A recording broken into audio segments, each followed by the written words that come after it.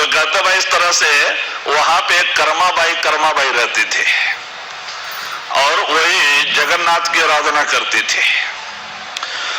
तो उसकी क्या भक्ति थी, प्रेम।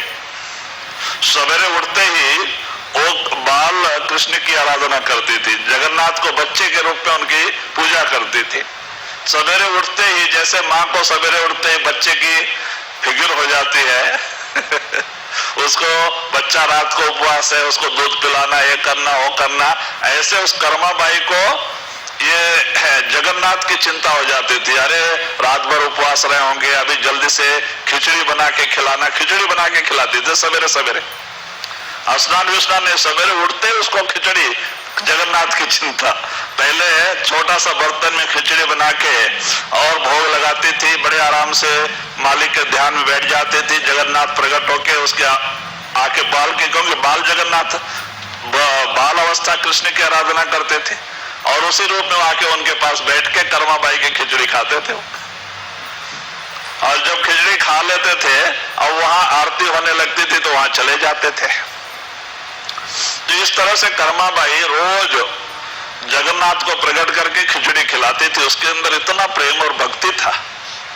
तो एक बार एक साधु आ गए, भेषधारी साधु, और उन्होंने उससे पूछा कि बहन तू कैसे भक्ति करती है?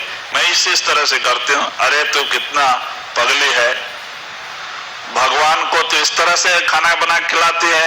अरे सब गोबर से लीपना, पोंछना, स्वच्छ करना, बर्तन साफ करना, स्नान करना, कपड़ा बदलना और बाद में खाना बना के खिलाना, स्वच्छता से खिलाना। तो इस तरह से मलिन होकर वो रात भर कैसे कैसे पड़ी रहती है, आके तो खाना बना खिलाती है, तो अशुद्ध परमात्मा को तो ये कर देती है।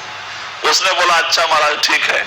फिर सवेरे स्नान करके, सब लीप पोंछ के स्नान करके कपड़ा बदलने के समय विचार करती है, मेरा मालिक उपवास पड़ा, मैं स्नान कर रही हूँ, मेरा मालिक उपवास पड़ा, मैं लीप रही हूँ, मेरा मालिक उपवास पड़ा है। वो बेचारे को वही फिक्र, सवेरे सवेरे खिचड़ी खिला देते थे, अब उसको लेट हो रहा है।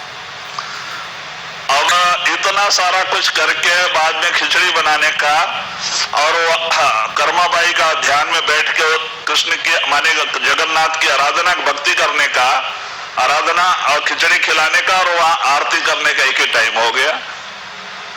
मंदिर में आरती का एक ही टाइम हो गया। अब कर्माबाई खिचड़ी नियम से, आचार विचार से खिचड़ी बना के तैयार करके बैठ गई आराधना में।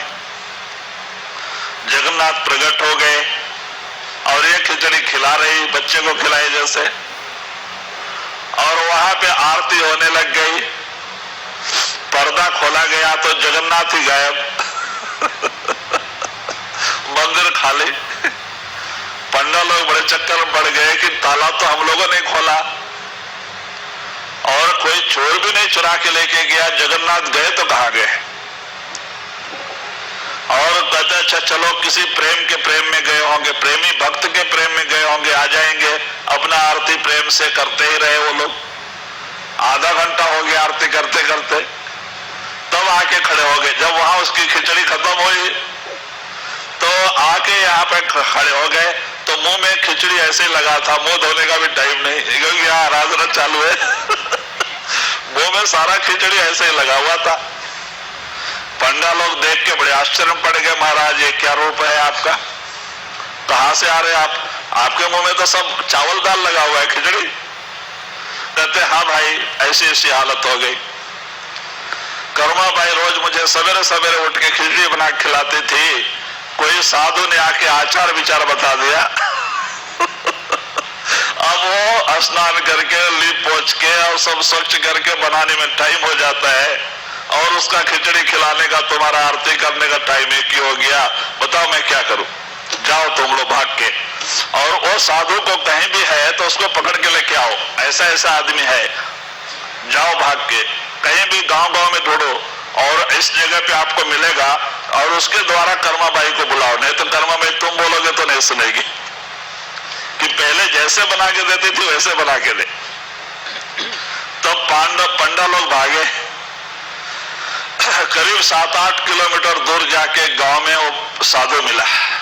उसको पकड़ के लेके आए, तो उसके जरिए फिर कर्माबाई को समझाए कि माता तो जैसे पहले बना के देते थे ऐसे ही भोग लगा, तेरे को नहा धो के स्नान करके आचार विचार करने की जरूरत नहीं। तो बड़ी खुश हो गई, चलो ये पीड़ा तो गई, नहीं तब तक परमात्मा उपवास रहता। तो कहते हैं भक्त का प्रेम अलग होता है। कहते जहां भक्ति तहां नेम नहीं, जहां भक्ति है जहां प्रेम है वहां नेम नहीं है, ना आचार विचार नहीं है। कहते हैं कि प्रेमी को भक्त को कौन गिने तिथिवार, कहते हैं कि तिथिवार दिन का भी पता नहीं चलता, उसको तो अपने मालिक के चरणों से प्रेम प्यार टिका रहता है, जड़ा रहता है। कहते वो सच्चा प्रेम है।